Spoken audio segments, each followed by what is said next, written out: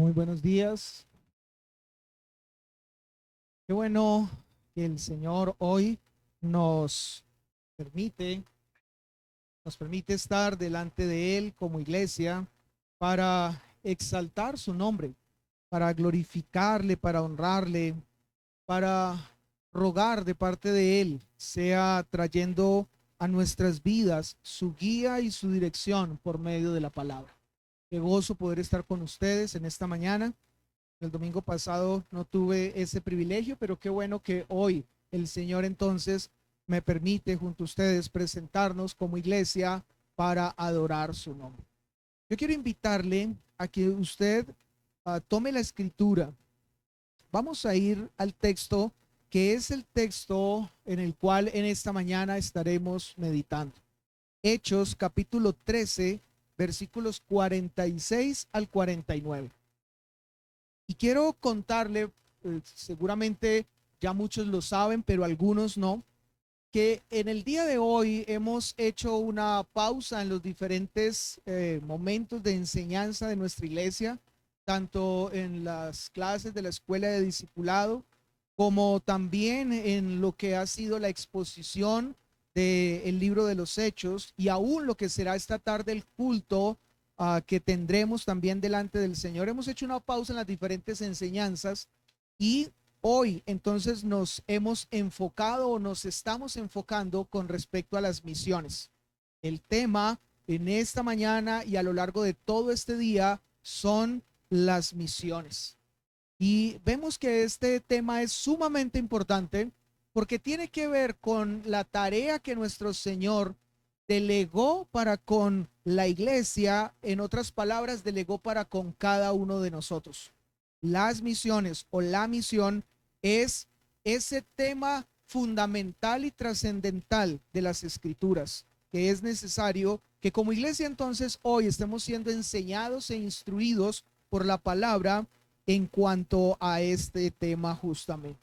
El texto que tenemos delante de nosotros, Hechos 13, aunque está en el libro que hemos estado estudiando y volveremos a él dentro de varios domingos más adelante, no hace parte de esa exposición entonces del libro de los Hechos. Sin embargo, vamos a tomar esta porción para recibir de parte del Señor su guía y su dirección. Así que les invito a que lo leamos y nuevamente refresquemos lo que este texto dice para nosotros hoy como iglesia. Dice la palabra de nuestro Señor en el versículo 46 del capítulo 13 del libro de los Hechos.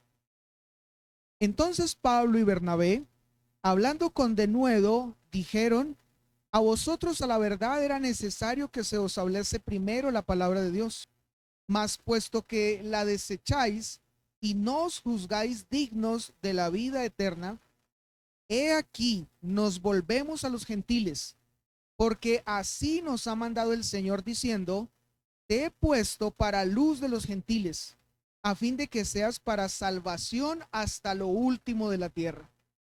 Los gentiles, oyendo esto, se regocijaban y glorificaban la palabra del Señor, y creyeron todos los que estaban ordenados para vida eterna.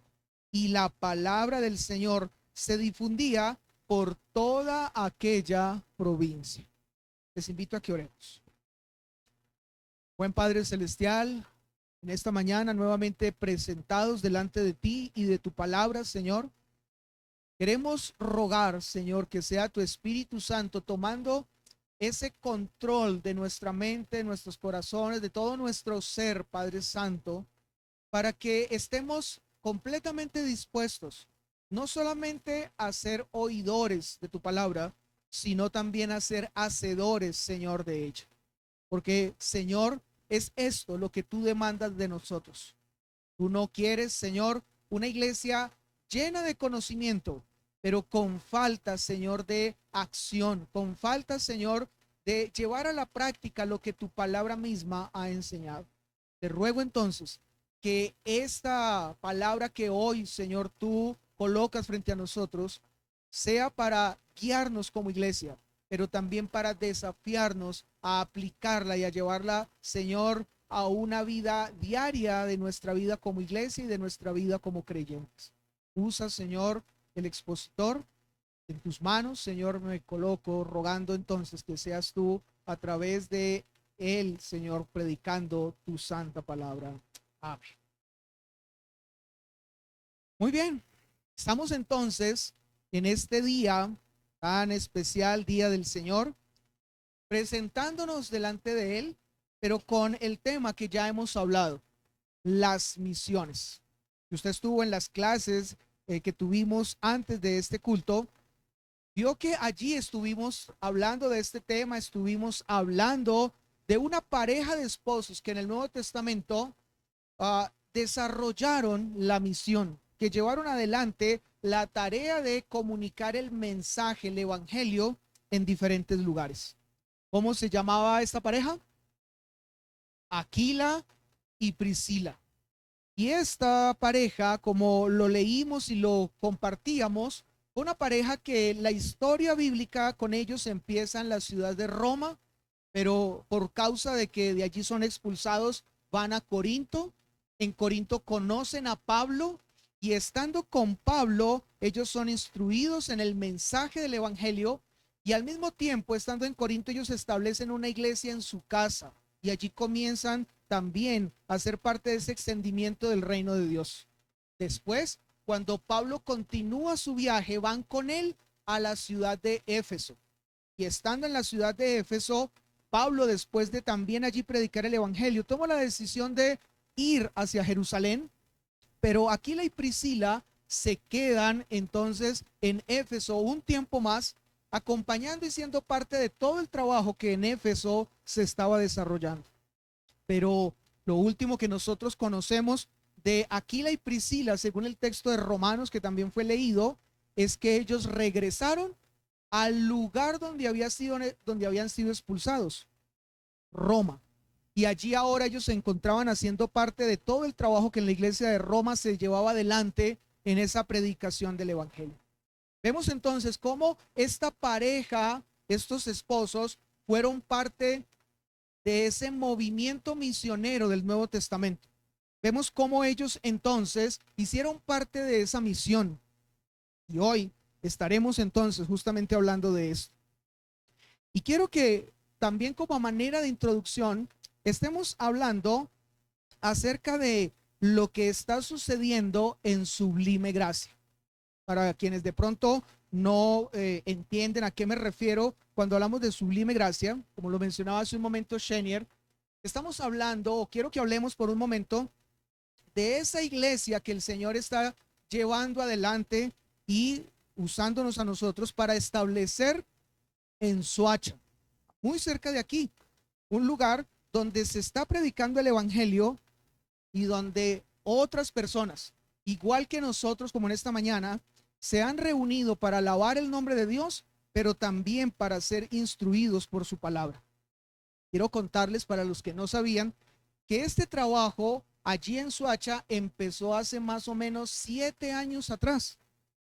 Y empezó con Henry y con Joana, 2 miembros de nuestra iglesia.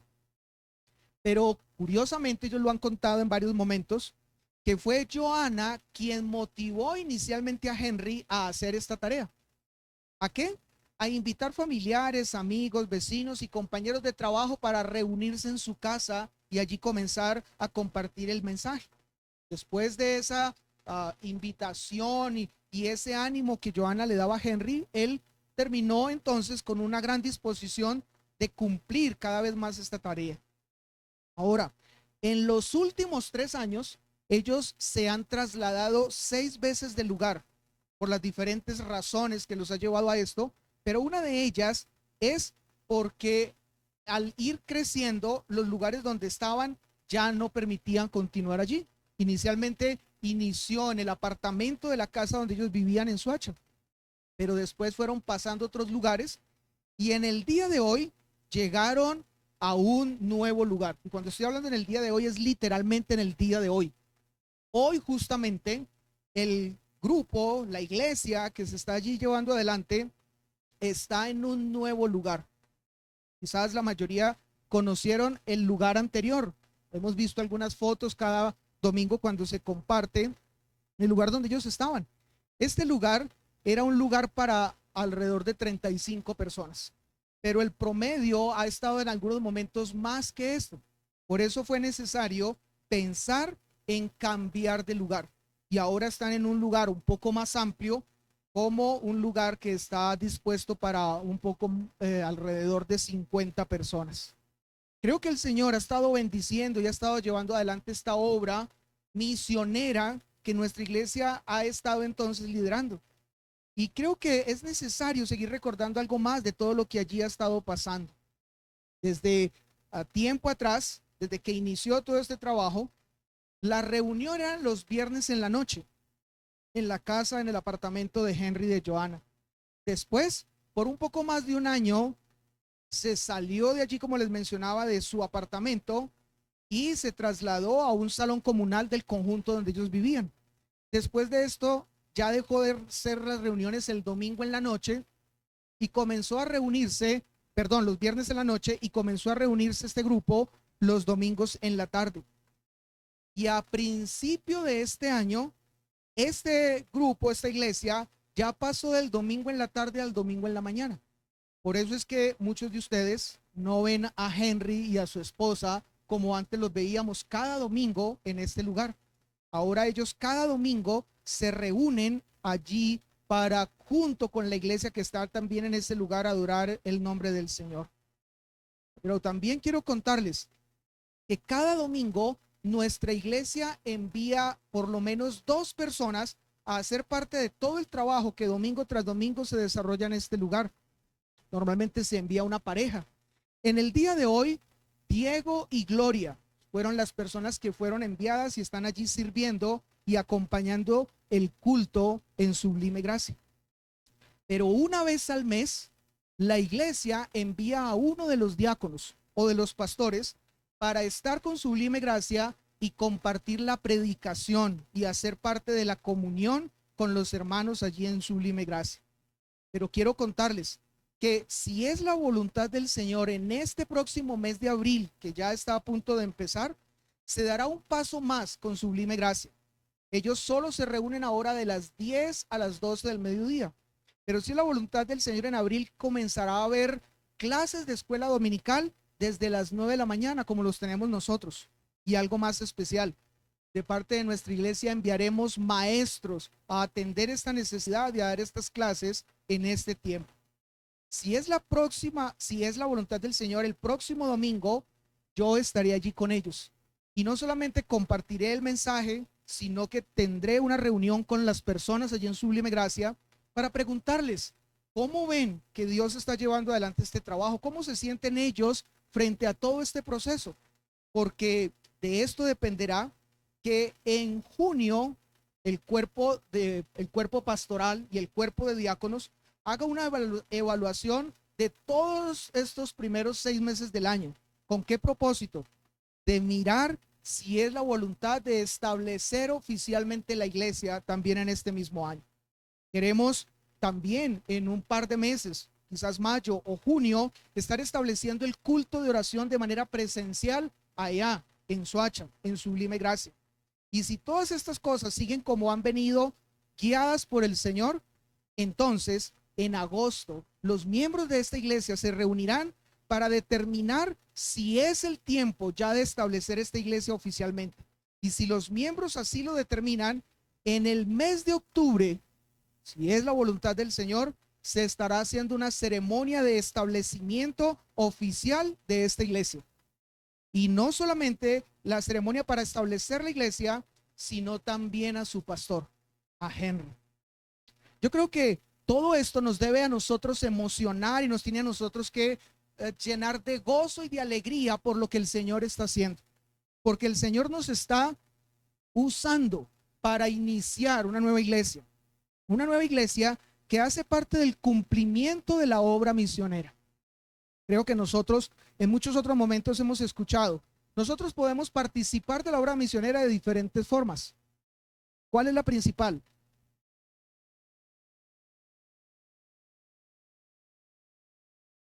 La principal y la que nadie puede decir yo no puedo. Orar. Orar por el trabajo que se está desarrollando en ese lugar. Clamar al Señor porque Él sea llevando adelante toda esta obra. De hecho, cada mes, el primer miércoles del mes, estamos destinando la mitad del culto de oración para orar por Sublime Gracia y lo que allí está sucediendo. Todos debemos participar de esta manera, pero también todos podemos participar ofrendando. Parte de la ofrenda que nosotros damos cada domingo, la que hace un momento fue recibida o dada por nosotros en estos cultos, parte de esa ofrenda, y voy a ser más específico, el 27% de esa ofrenda que mensualmente se recoge, se envía a Sublime Gracia para sostener al obrero que está allí, a Henry, porque él también, como cualquier otro obrero, es digno de su salario. Así que entonces, de esa otra manera también podemos involucrarnos, dando, ofrendando. Pero como esa obra está para nosotros tan cerca, ¿de qué otra manera nos podemos involucrar? Yendo y estando allí, conociendo necesidades y mirando de qué manera nosotros podemos también servir en las tantas cosas que en ese lugar se necesitan, como Diego y como Gloria hoy lo están haciendo. Bien, es nuestra tarea y es nuestra responsabilidad involucrarnos con las misiones. No es solamente nuestra tarea hablar de misiones. Nuestra responsabilidad como iglesia es involucrarnos con ellas y hacer parte de lo que el Señor está haciendo para llevar su reino adelante. Pero ¿por qué hablar de todo esto en esta mañana? ¿Por qué nosotros tocar este tema y ahondar y dar un espacio mayor para hablar como iglesia acerca de las misiones? La razón es porque las misiones es un trabajo arduo, difícil, fuerte, extenuante, exigente. Si nosotros solo lo vemos a la distancia y sabemos que hay un lugar como por ejemplo en Soacha que se está llevando el evangelio, Henry está allí al frente cumpliendo esta tarea, pero solo tenemos esa conciencia, obviamente nosotros no nos vamos a cansar, no nos vamos a sentir en momentos sin fuerzas, sin ánimo o con muchas necesidades que atender, porque al fin y al cabo estamos viendo las cosas a la distancia. Pero es necesario que nosotros seamos conscientes que la obra misionera no es fácil. Orar, predicar, perseverar y no desmayar es la responsabilidad que tiene toda la iglesia. No es solamente el cuerpo pastoral o no es solamente el cuerpo de diáconos que llevan adelante liderando este trabajo. Toda la iglesia tiene que involucrarse. Toda la iglesia tiene que saber que hay que pagar un alto costo. Todos nosotros tenemos que saber que nos debe costar a nosotros ese trabajo. No sé si ustedes lo habían notado, pero a finales del año pasado la asistencia de nuestra iglesia estaba un poco mayor a como ha sido este año. Pero cuando comenzó ya a tener el culto en la mañana, Sublime Gracia, nuestra asistencia rebajó. Y no solamente nuestra asistencia rebajó, de acuerdo a la información de la contabilidad, también los ingresos de nuestra iglesia rebajaron. ¿Y todo por qué? Lo he colocado en estos términos. Porque como iglesia estamos pariendo otra iglesia. Y toda mujer o toda mamá que ha dado a luz un bebé sabe lo costoso que es eso. El dolor, sabe lo que hay que entregar, el sacrificio que se da en un proceso como este. Y nuestra iglesia está asumiendo ese compromiso y asumiendo ese esfuerzo. Pero todo se está haciendo porque creemos que es parte de la tarea a la que el Señor nos llamó. Que su reino sea extendido, que su evangelio sea predicado y que hayan más lugares donde la palabra de Dios sea comunicada. Eso entonces significará que habrán miembros que ya cuando la iglesia en Sublime Gracia sea establecida oficialmente, no harán más parte de nuestra iglesia local. Ya pasarán a ser miembros de esta nueva iglesia. Pero aunque podamos ser un poco menos, daremos gracias al Señor porque estaremos cumpliendo la misión. ¿No le da a usted gozo saber esto? ¿No es un motivo de alegría para nosotros el entender este proceso en el que el Señor nos ha colocado? Ahora, alguna pregunta que podría surgir para este momento, me refiero a octubre, cuando la iglesia ya sea establecida, es ¿y qué pasará después de octubre? Algunos dirán, bueno, hemos cumplido la tarea de un buen papá y una buena mamá. Parimos un hijo, ahora que se defiendan como puedan. ¿Será que será eso lo que continuará? No. Después de octubre, seguiremos enviando personas de nuestra iglesia. Seguiremos enviando hombres y mujeres para que sigan asumiendo la tarea de llevar adelante el atender todas las necesidades que allí en Sublime Gracia se presenten. Enviaremos servidores, maestros, predicadores, mujeres que enseñen a niños, personas que visiten o que hagan las tareas que allí serán necesarias atender. Y lo haremos porque la tarea no para, porque la tarea no termina. Tendremos que seguir llevando esta misión adelante hasta que el Señor ya lleve esa iglesia a estar autónoma en todas sus tareas y seguir adelante también con el propósito de en un futuro, y ojalá no muy lejano, establecer otras iglesias. Pero yo quiero pedirles que no solamente coloquemos nuestra atención en Sublime Gracia, en Soacha. Como hace un momento Shanier lo mencionaba, hay otros lugares. También en el mismo Soacha, desde finales del año pasado, tenemos un grupo que se reúne semana tras semana, todos los jueves, y es dirigido por uno de los diáconos de nuestra iglesia, Shanier, como él lo mencionó, apoyado por su esposa y por sus hijos, sus hijas.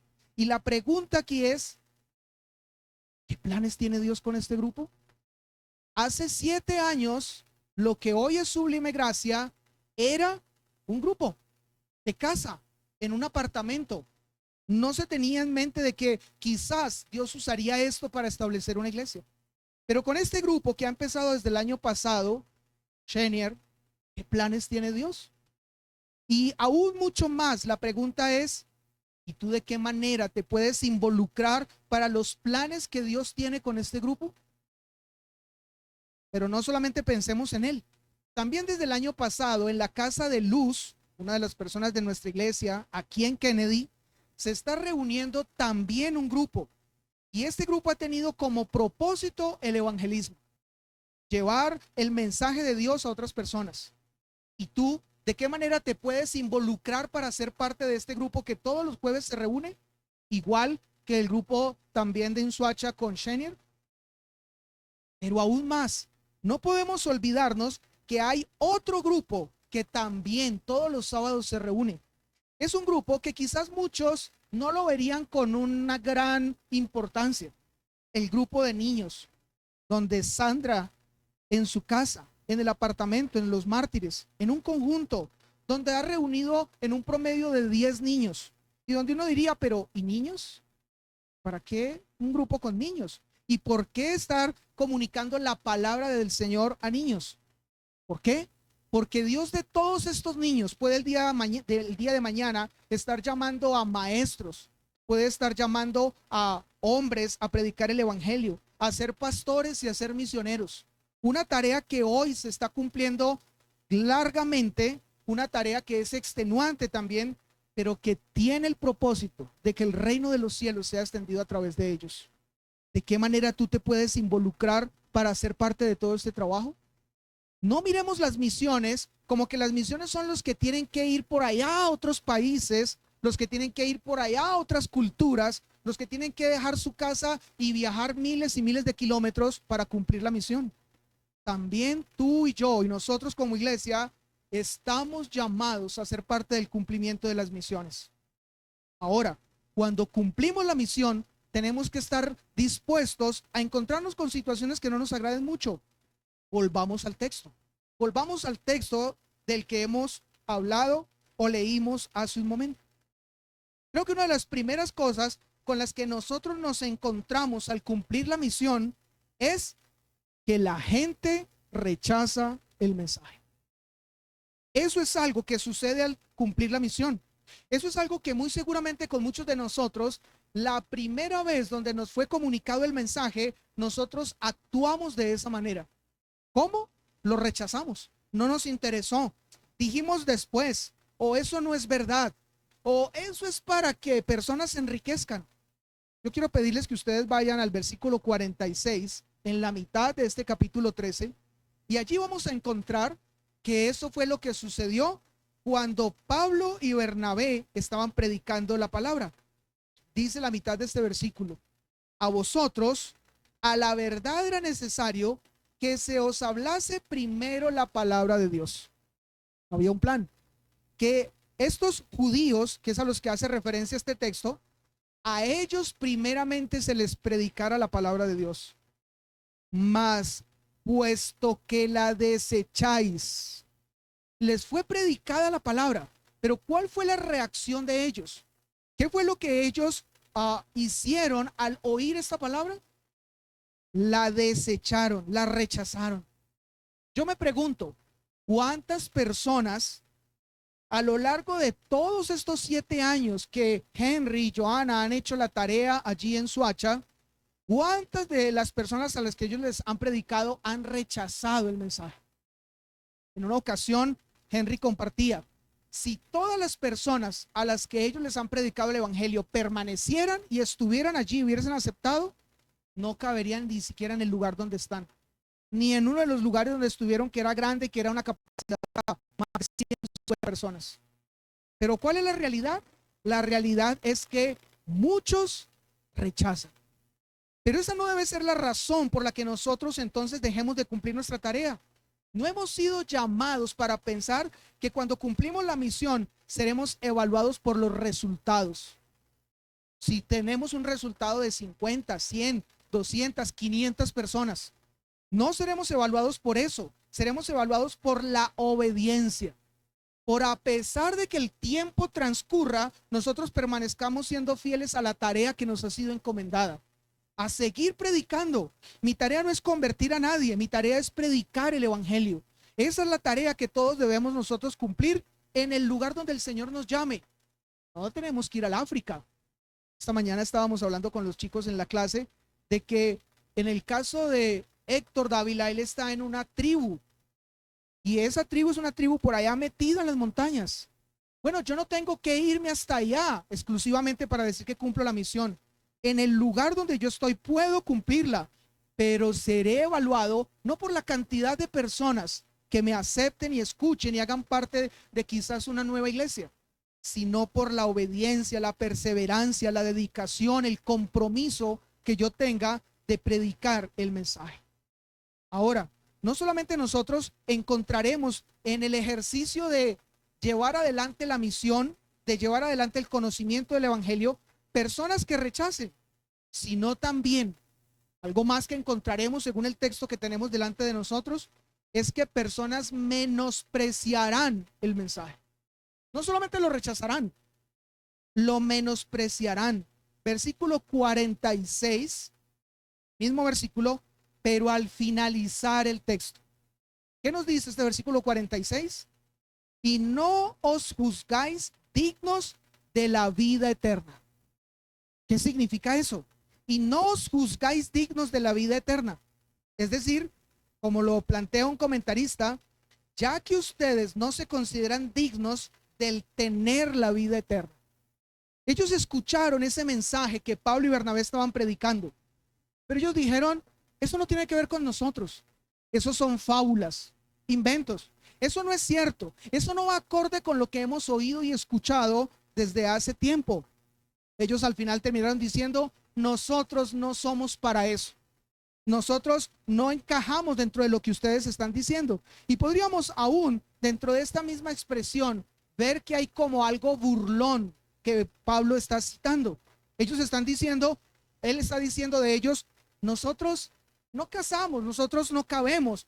Ese mensaje no es para nosotros, eso es mucho para nosotros. Es mejor quedarnos así. ¿No ha encontrado usted personas que actúan de esta manera? No solamente que rechazan, sino que de alguna manera se burlan, de alguna manera menosprecian el mensaje del evangelio. Bueno, eso es lo otro que encontraremos en el desarrollo de la misión. Yo también me pregunto, ¿habrán habido personas a lo largo de esos 7 años con Henry y Johanna que se han hasta burlado del mensaje que ellos han predicado? Yo creo que la respuesta es sí. Como algunos de los que estamos en esta mañana quizás también les ha sucedido.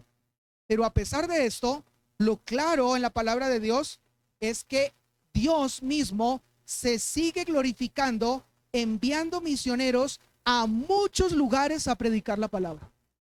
Y en esta mañana, nuevamente haciendo alusión, al momento en que compartía la enseñanza con los adolescentes de nuestra iglesia, hacía esta pregunta. Y yo quiero pedirles que cada uno de ustedes se la haga de manera muy personal. ¿Será que Dios tiene planeado contigo enviarte a las misiones? A pesar de que hay muchos que rechazan, otros que menosprecian y muchas otras situaciones más que podemos encontrar en el desarrollo de la misión, Dios se glorifica enviando misioneros a muchos lugares. Hace también poco en una predicación yo les compartía que ¿cuántos países hay en el mundo? 206, dependiendo de cómo se cuente. Y también les planteaba, ¿a cuántos de esos 206 el evangelio ha llegado? La respuesta es a todos. En algunos en una mayor magnitud y en otros en una menor magnitud. Pero en todos se ha tenido testimonio de que el evangelio ha llegado. Sin embargo, siguen habiendo muchos lugares en los que el evangelio no ha sido predicado. Pregunta, ¿y no será que Dios tiene en sus planes el llamarte a ti a las misiones? ¿A ser parte de las misiones? ¿A dejar tu comodidad, tu casa, tu trabajo, lo que es tuyo, para irte a las misiones y predicar el evangelio en otros lugares? ¿No será ese un plan del Señor? ¿Qué responderíamos nosotros frente a esto? Algunos dirían, no. Yo oro, yo aporto económicamente, y si las misiones están cerca, bueno, yo puedo ir. Pero ya lejos, dejarlo todo, abandonarlo todo para irme a las misiones, no, eso no va conmigo. Puede ser. Otros dirían, bueno, Señor, déjeme, yo lo pienso. Voy a orar, voy a mirar, voy a ver qué me dices en tu palabra, voy a mirar qué me das a conocer de acuerdo a tu plan para con mi vida. Pero habrían otros que dirían, sí, Señor, sí, Señor. Creo que eso es algo que nosotros debiéramos pensar muy seriamente. No solamente considerar que el Señor llama a otros a las misiones, sino que el Señor me puede llamar a mí a las misiones para ser parte del trabajo que Él quiere llevar adelante en otros lugares donde el evangelio no ha sido predicado, o por lo menos no ha sido predicado de la manera correcta, porque en todos los países se ha predicado el evangelio, pero no de la manera correcta. Muchos de esos países que les mencionaba que el evangelio ha llegado allí y se cuenta como que ha sido un país donde el cristianismo ha llegado, es porque el catolicismo ha llegado y se cuenta como cristianismo. Pero no es porque el evangelio correctamente haya sido predicado. ¿Será que Dios tiene planes con tu vida o con mi vida de llevarnos a las misiones? ¿Qué responderías si ese fuera el plan de Dios? Yo quiero contarles algo. Esta tarde, como les mencionaba, si es la voluntad del Señor, tendremos vía Zoom, por videollamada, al misionero Hugo y a su esposa. Y ellos nos estarán compartiendo dos testimonios en esta tarde. El primer testimonio que ellos nos compartirán es cómo fue el llamado de ellos a las misiones. ¿Qué sucedió? ¿En qué punto de su vida ellos se encontraban y el Señor los llamó a dejarlo todo e irse a las misiones? El segundo testimonio que ellos compartirán es ¿y qué ha pasado a partir del momento en que ellos obedecieron a ese llamado? ¿Qué han vivido ellos a lo largo de todos estos años en las misiones? Ese será el segundo testimonio que ellos compartirán. Pero yo quiero contarles algo sin ser infidente con lo que ellos dirán en esta tarde. Yo quiero contarles que Hugo y Diana se fueron a las misiones a un lugar que se llama Cumbal, Nariño, y ese lugar de aquí donde nosotros nos encontramos está a 880 kilómetros de distancia. Ellos no se fueron a 10, 15 o 20 kilómetros. Este lugar está a 880 kilómetros de distancia. Está lindando con el Ecuador. Pero ya ellos sienten que el Señor los quiere llevar a otro lugar. Ellos sienten que el Señor los está llamando a Mitú, en el Baupés. Y ese lugar de aquí donde nosotros nos encontramos está a 680 kilómetros. Pero pregunta, ¿esto es un plan para Hugo y para Diana? ¿O será que Dios tiene planes para Andrés o alguno de los que en esta mañana está sentado en este lugar, y no uno, sino varios, para cumplir esta misión? Dejarlo todo e irse para estos lugares.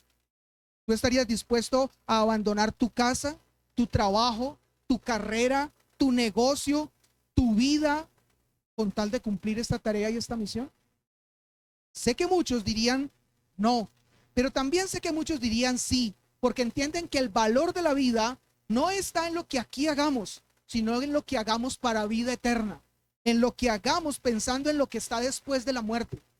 Y este es realmente uno de los grandes valores para la fe cristiana. Ahora yo quiero contarles algo más. Si es la voluntad del Señor, en unos próximos domingos que tengamos también un día de misiones, tendremos a Héctor y a su esposa, ojalá presencialmente, o si no también a través de una conexión por internet.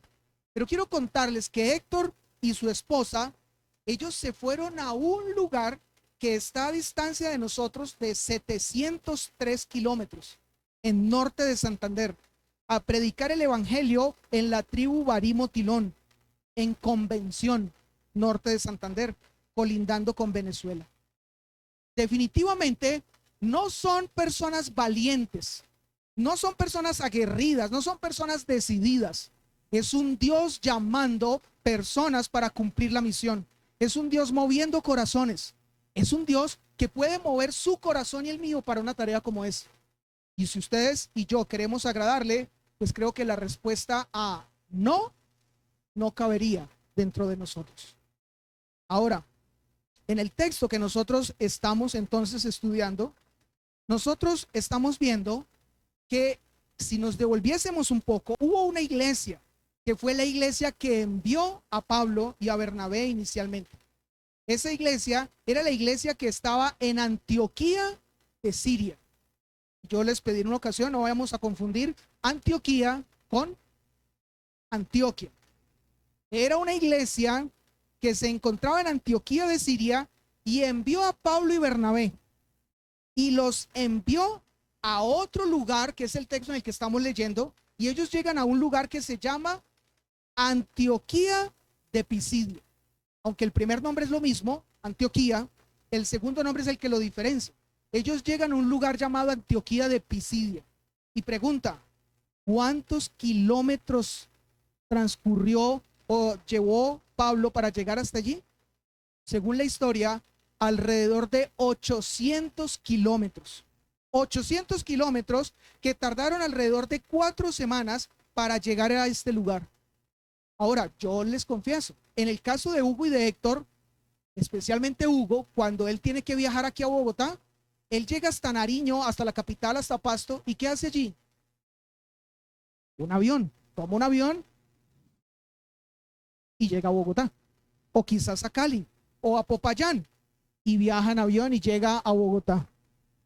Pero cuando Pablo y Bernabé andaron estos 800 kilómetros, lo hicieron a pie, lo hicieron en burro, en caballo o en camello. Por eso duraron 4 semanas haciendo todo este desplazamiento. Y pregunta, entonces, ¿tú estarías dispuesto a cumplir una tarea y una misión como esta? ¿A ir adelante en este trabajo? Volvamos otra vez al texto. Quiero pedirles que no dejemos el texto a un lado. Dice el versículo 46 empezando, ¿quiénes fueron los que desarrollaron esta misión? Entonces, Pablo y Bernabé. Pero quiero invitarle a que hagamos este otro ejercicio. Y si quitamos el nombre de Pablo y de Bernabé, ¿y qué nombres pudiésemos colocar en ese texto? Entonces, ¿qué nombre pondríamos? Fran y Margie, por ejemplo. William y Luz Dari. Un viaje de 800 kilómetros en burro, en caballo, en camello o a pie, solo para llevar el mensaje del evangelio y la misión.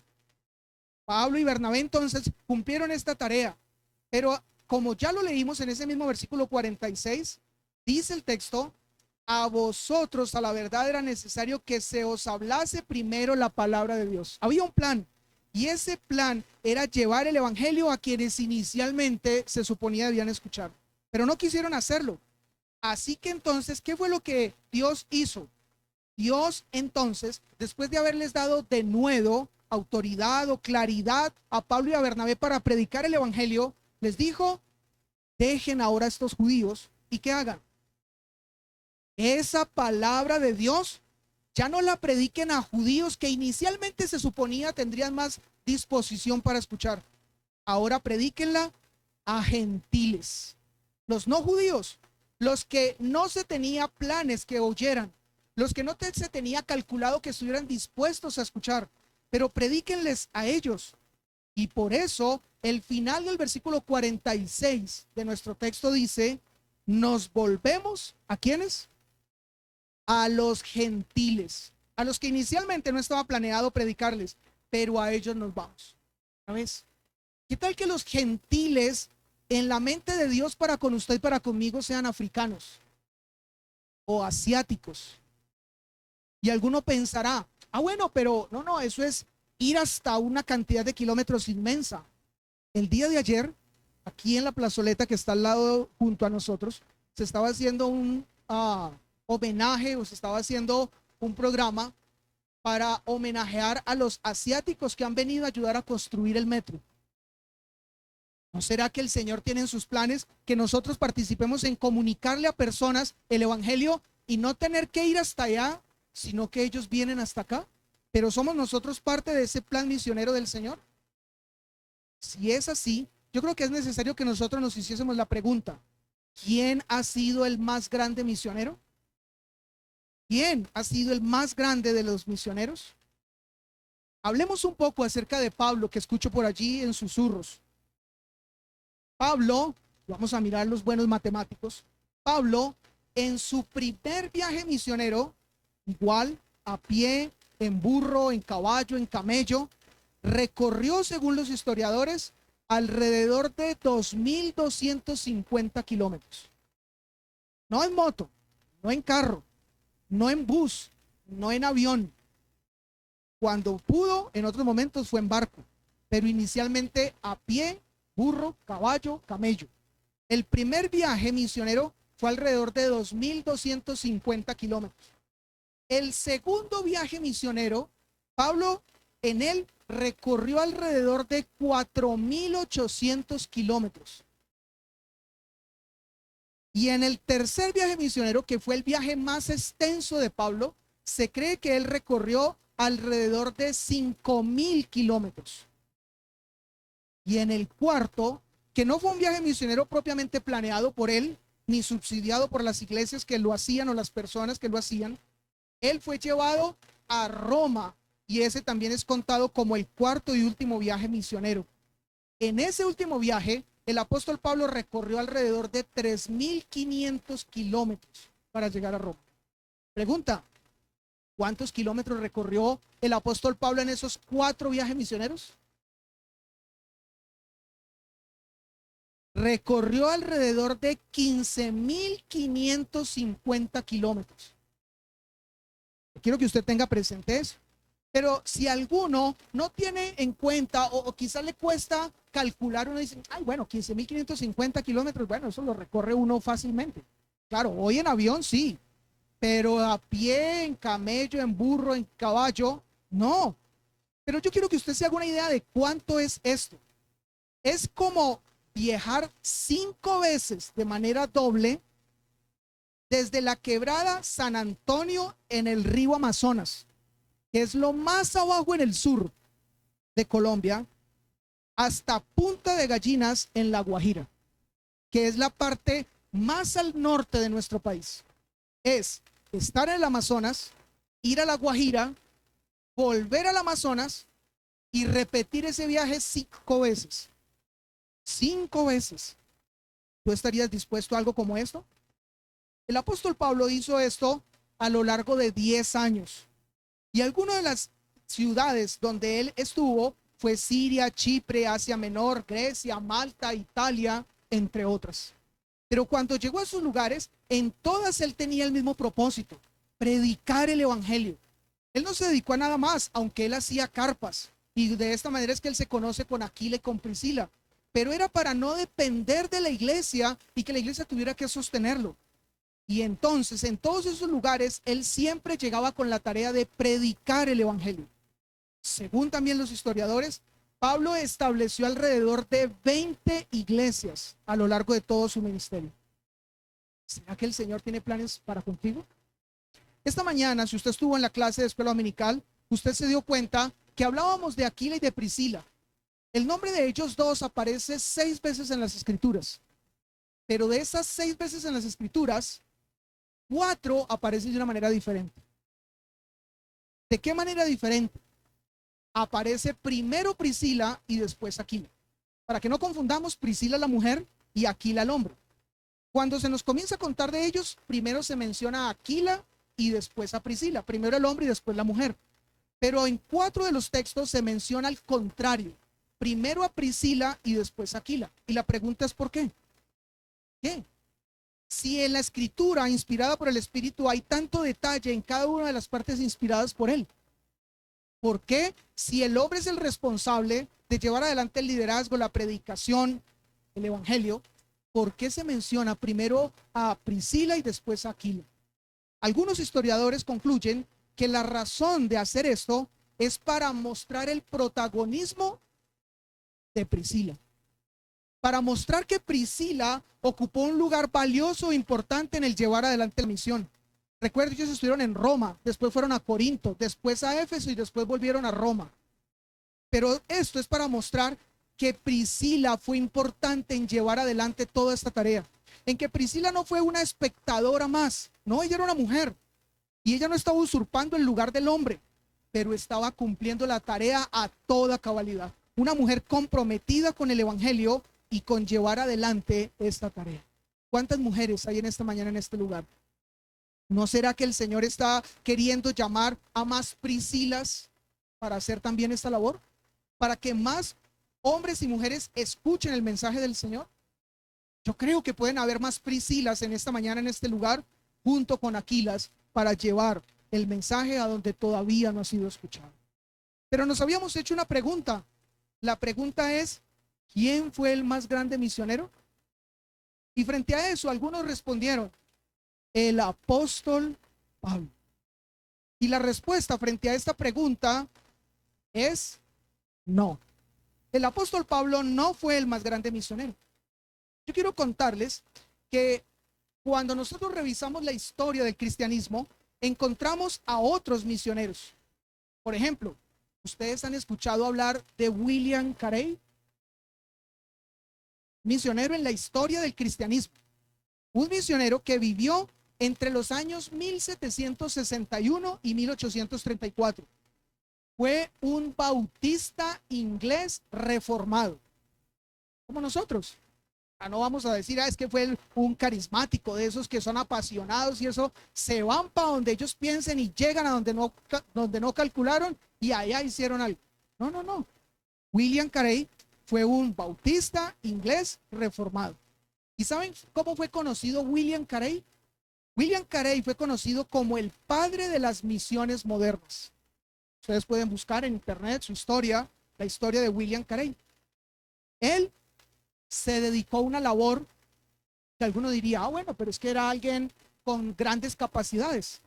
Él era un zapatero y maestro. Bueno, en algo nos parecemos él y yo. Yo los lunes descanso. Y el lunes que se descansa es el descanso del zapatero. Bueno, en algo nos parecemos. Pero él era un zapatero y además de esto era un maestro. Y él vivió en la India. Su misión la desarrolló completamente en la India. Él llegó a la India en 1793 y allí él tradujo la Biblia completa en más de 30 lenguas y dialectos de la India. Más de 30, entre idiomas y dialectos de la Biblia. Su vida la dedicó a que el evangelio fuera conocido en muchos lugares a través de la lectura de la escritura. Pero también allí él fundó una universidad y un colegio llamado Serampore College. Y este lugar fue la primera institución en India que otorgó títulos de teología allí en la India. Ahora, este hombre promovió escuela para niños, también promovió escuela para pobres, enseñó la lectura, también la escritura y dio a conocer principios cristianos. Él murió el 9 de junio de 1934. ¿En dónde? En Serampore, India. después de 41 años de ser misionero en este país. Y pregunta, ¿fue el misionero más grande de la historia? ¿Superó al apóstol Pablo?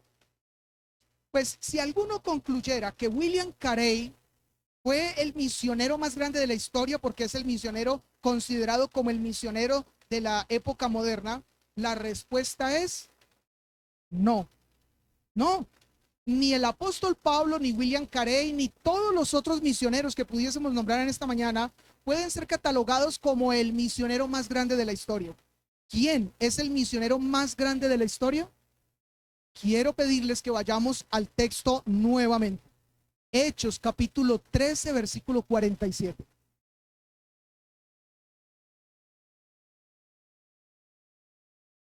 Hechos 13, 47. Este texto dice de la siguiente manera. Quiero pedirles que por favor presten atención. Porque así nos ha mandado el Señor, diciendo: te he puesto para luz de los gentiles, a fin de que seas para salvación hasta lo último de la tierra. ¿Qué está mostrándonos aquí el texto? Que la idea de ir a los gentiles y que la idea de ir hasta lo último de la tierra, de andar más de 15.500 kilómetros, no fue una idea que surgió en el corazón de Pablo. No fue una idea que surgió en la motivación que Bernabé le dio a Pablo para hacer toda esta tarea y todo este trabajo. La motivación de ir y llevar el evangelio a los gentiles y de hacerlo hasta lo último de la tierra fue por causa de el Señor. El más grande misionero de toda la historia ha sido el Señor. Ha sido Dios, Jehová, el Todopoderoso. Él fue el que dejó su trono. Él fue el que abandonó su lugar. Él fue el que dejó ese lugar de gloria para hacerse hombre y vivir en medio de los hombres como uno más de ellos, y vivir como ellos tenían que vivir y morir como ellos tenían que morir. Este ha sido el más grande de todos los misioneros. Ningún misionero ha superado a Dios, el Señor Jehová de todos los ejércitos. Por eso este texto dice: porque así nos ha mandado el Señor, quien planeó la misión, quien llamó a cumplir la misión, quien dio poder a quien estaba llevando adelante la misión, fue el Señor. Por eso él dio esta orden: te he puesto para luz de los gentiles, a fin de que seas para salvación hasta lo último de la tierra. Ahora, sí, no podemos negar que Pablo fue un gran misionero.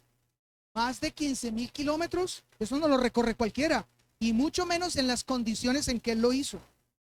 William Carey, un hombre que dedicó su vida y murió en la India siendo un misionero para estas personas que su ideología o su pensamiento es totalmente contrario a la escritura. No podemos negar que fue un gran hombre, pero ninguno es más grande que el Señor. Ninguno ha sido alguien más comprometido que Dios mismo. Él es el más grande de los misioneros. Él recorrió desde el cielo hasta la tierra para traer salvación. Si Pablo recorrió más de 15.000 kilómetros, ¿cuántos kilómetros no recorrió Dios el Señor para venir a traernos salvación? ¿Podríamos calcularlos? El Señor ha sido entonces quien ha avanzado y ha dado más para lograr el cumplimiento de la misión. Yo quiero pedirle que usted se grabe esto en esta mañana. Por favor, tenga esto presente. Dios es quien busca, envía y salva. Desde Génesis hasta Apocalipsis se muestra que la misión nace en el corazón de Dios y que toda la obra misionera en el mundo es un reflejo de su iniciativa. Otra vez se lo voy a volver a leer. Dios es quien busca, envía y salva. Desde Génesis hasta Apocalipsis se muestra que la misión nace en el corazón de Dios y que toda la obra misionera en el mundo es un reflejo de su iniciativa. Pablo simplemente era alguien que estaba siguiendo el modelo que Dios había establecido. William Carey es alguien que también estaba siguiendo el modelo de Cristo, pero el realmente principal ejemplo de misión es Dios, es su Hijo Jesucristo. El más grande misionero es el Señor Jehová, que se ha revelado en las Escrituras, que lo dejó todo para venir a salvarnos. Ahora, esto es algo que ha sido claramente expuesto a lo largo de todas las Escrituras. Yo quiero mencionarles un par de textos, habiendo muchos por mencionar. Si alguno se ha interesado en tiempo atrás estudiar misionología, que es el área de la teología que estudia las misiones, sabe que hay una amplia argumentación acerca de que Dios ha sido el más grande de los misioneros. Pero solamente permítame mencionarle un par de ellos, 3 de hecho. El primero es Isaías capítulo 6 versículo 8 en su primera parte. Escuche lo que dice Isaías 6:8 en su primera parte. Es el momento en el que Dios llama a Isaías como profeta. Le dice: después oí la voz del Señor que decía: ¿a quién enviaré? ¿Y quién irá por nosotros? ¿Quién tenía en su mente el plan de llevar adelante las misiones? Dios. Jonás capítulo 1 versículos 1 y 2. Este es el momento en el que Dios llama a Jonás para también cumplir la misión. ¿Y qué dice Jonás 1, 1 y 2? Vino palabra de Jehová a Jonás, hijo de Amitai, diciendo: levántate y ve a Nínive, aquella gran ciudad, y pregona contra ella, porque ha subido su maldad delante de mí. ¿En quién estaba entonces la idea de que se fuera a un lugar de paganos a predicar el evangelio? ¿En Jonás? No, en Jehová. Él fue el que llamó a Nínive para que esta misión se cumpliera. Y nuevamente volviendo a Isaías, capítulo 49, versículo 6 a partir de la mitad. Isaías 49, 6, ve, dice ya ahora, haciendo una referencia a Cristo. Este es un texto mesiánico, un texto que hace referencia al Mesías que vendría años atrás, perdón, años delante. Y dice este texto: también te di por luz de las naciones, para que seas mi salvación hasta lo postrero de la tierra. Hablando entonces de la tarea que tendría el Mesías, en este texto se menciona que ese Mesías llevaría el mensaje, anunciaría el evangelio hasta los últimos días que esta tierra existiera.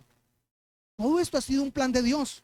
No ha sido el plan de alguien, no ha sido el plan de un apóstol, de un evangelista, de un pastor o de un misionero. Ha nacido en el puro corazón de Dios. Así que Dios es quien busca, envía y salva. Es Dios quien muestra que la misión nace en su corazón y que toda la obra misionera en el mundo es reflejo de su iniciativa. Ahora, quiero concluir en esta mañana sabiendo que del texto que hemos leído aún faltan unos versículos. No quise centrarme en ellos, sino más bien en este versículo que hemos planteado. Pero quiero concluir llamando la atención en ustedes con una pregunta. La pregunta es: ¿por qué murió Cristo en la cruz del Calvario? ¿Qué llevó a que Cristo en la cruz del Calvario ofrendara y entregara su vida? ¿Qué fue? Bueno, por allí alguien mencionó amor. Algunos podrían decir: para perdonar los pecados de todo el mundo y salvar a todo el mundo. ¿Sabe quién respondería así? Un católico especialmente. Y justamente pensando en lo que viene la próxima semana. Cristo en la cruz murió para que todo el mundo pudiera ser perdonado y todo el mundo pudiera ser salvo. Bueno, esto es una contrariedad a la Escritura. ¿No es esto lo que enseña la palabra de Dios? Una de las doctrinas que nosotros defendemos como iglesia es que el Señor Jesús en la cruz hizo una expiación limitada. Él solamente murió por aquellos que el Padre había escogido para salvación. Ahora, eso no exime a que entonces todos debamos ir delante de Él de rodillas clamando por perdón y misericordia. Porque todo aquel que va delante de Él clamando por perdón y misericordia muestra con esto que ha sido una persona escogida. Pero alguien más diría: Cristo fue a la cruz para lograr la salvación de los escogidos, como acabo de mencionar. Y podría ser una buena respuesta. Una tercera y posible respuesta podría ser así, para aquellos que responden muy personalmente: para salvarme a mí de la culpabilidad de mis pecados y la condenación que ellos daban contra mí. Eso dirían otros. ¿Y qué tal que yo les dijera que ni la primera obviamente es correcta, ni las dos siguientes es completamente correcta, aunque algo tienen de correcta esas dos últimas? Hay otra razón por la que Cristo fue a la cruz del Calvario. Una razón que quedó claramente expuesta en un texto que escribió el apóstol Pablo. Quiero pedirles que vayamos a Filipenses capítulo 2, versículos 5 al 8. ¿Usted quiere saber por qué Cristo fue a la cruz del Calvario? No fue por usted. No se crea el centro del universo. No se crea que Dios gira en torno a su vida. No se crea que Dios está llorando porque no lo tiene usted. No. Hubo otra razón, y es la más importante, por la que Cristo fue a la cruz del Calvario. Filipenses 2, 5 al 8 dice: haya pues en vosotros este sentir que hubo también en Cristo Jesús, el cual, siendo en forma de Dios, con otras palabras, siendo Dios mismo, no estimó el ser igual a Dios como cosa que aferrarse, sino que se despojó a sí mismo, tomando forma de siervo, hecho semejante a los hombres, y estando en la condición de hombre, se humilló a sí mismo, haciéndose obediente hasta la muerte y muerte de cruz. ¿Por qué Cristo fue a la cruz del Calvario? Por obediencia. Había un plan que el Padre había acordado con el Hijo y con el Espíritu Santo, de que para que ese plan se cumpliera y obtuviera la salvación de quienes Él había determinado fuesen salvos, era necesario que Cristo su Hijo fuera a la cruz del Calvario. Así que Cristo, aunque lo hizo por quienes han creído en Él, aunque fue a la cruz para pagar la condenación que merecían los que han pecado, la principal razón por la que Cristo fue a la cruz fue porque en el Padre hubo un plan misionero, un plan que establecía dejarlo todo para ir por aquellos que estaban perdidos. Y el Hijo, Cristo, lo único que hizo fue ser obediente. Por eso Cristo fue a la cruz, por obediencia al Padre. Entonces, ¿qué sucede cuando Cristo cumple la misión? ¿Qué sucede cuando nosotros predicamos ese mensaje que está contenido en el Evangelio, en la predicación que hay que dar a conocer? Lo que acontece en los versículos 48 y 49 del capítulo 13 de Hechos, que termina diciendo: los gentiles, oyendo esto, se regocijaban y glorificaban la palabra del Señor, y creyeron todos los que estaban ordenados para vida eterna, y la palabra del Señor se difundía por toda aquella provincia. Bueno, yo quiero invitarle que ustedes y yo hagamos parte del cumplimiento de esa misión. No es solamente saber que hay en otros lugares donde se está predicando el Evangelio. No es solamente orar por ellos. No es solamente dar económicamente para ellos. Y aún no es solamente de vez en cuando ir donde ellos están, sino es adquirir un compromiso para que nosotros podamos ver que esa palabra predicada llega a personas, y esto, cuando ellos escuchan ese mensaje, se regocijan y glorifican al Señor. Y todos aquellos que Dios había planeado que fuesen salvos por causa de nuestro compromiso y dedicación con la misión, terminan siendo salvos y llevados delante del Señor en arrepentimiento y fe. Teniendo esto presente, nuevamente yo quiero hacerte esta pregunta: ¿será que Dios tiene en sus planes llevarte a ti a las misiones?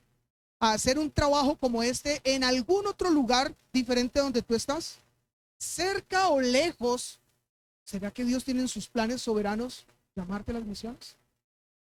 Hoy, como primer vez en nuestra iglesia, estamos dedicando un domingo completo a las misiones porque creemos que Dios tiene esos planes para nosotros. Porque creemos que de esta iglesia, en un futuro, y ojalá no muy lejano, Dios llamará hombres y mujeres a cumplir esa misión. donde ya no solamente apoyaremos misioneros que ya están allá en el campo, sino que de aquí de nuestra iglesia enviaremos misioneros a cumplir esa tarea en algún lugar donde Dios lo tenga planeado. ¿Será usted uno de ellos? ¿Usted será una de esas personas que el Señor llamará a esto? Quiera Dios que así sea con cada uno de nosotros. Oremos. Padre Celestial, damos gracias, Señor, en esta mañana. Damos gracias, Señor, por tu palabra y por lo que en ella nosotros encontramos, Señor, con respecto a las misiones. Señor, si no se hubiesen desarrollado las misiones, nosotros no hoy podríamos ser contados como salvos. Aquellos que se han arrepentido, han entendido la culpabilidad de su pecado y la necesidad de Cristo para poder ser salvos en él. Ninguno, Señor, hubiese podido ser salvo, pero porque hombres como Pablo, como William Carey y como muchos otros, tanto hombres y mujeres, trabajaron fuertemente para que tu evangelio fuese esparcido, nosotros hoy somos el resultado de eso. Gracias, Señor, entonces, por todos estos misioneros, pero más gracias, porque tú eres el más grande de todos los misioneros, porque tú planeaste la salvación, porque tú llamaste a quienes debían ser involucrados en el cumplimiento de este plan, y porque tú diste, Señor, la salvación a quienes la necesitaban. Gracias, buen Padre Celestial, por esto, por este mensaje que tu palabra nos comunica. Tú dejaste tu trono, dejaste tu gloria, dejaste ese lugar de privilegio para haber avanzado e ido miles y miles de kilómetros para llegar a donde nosotros estamos.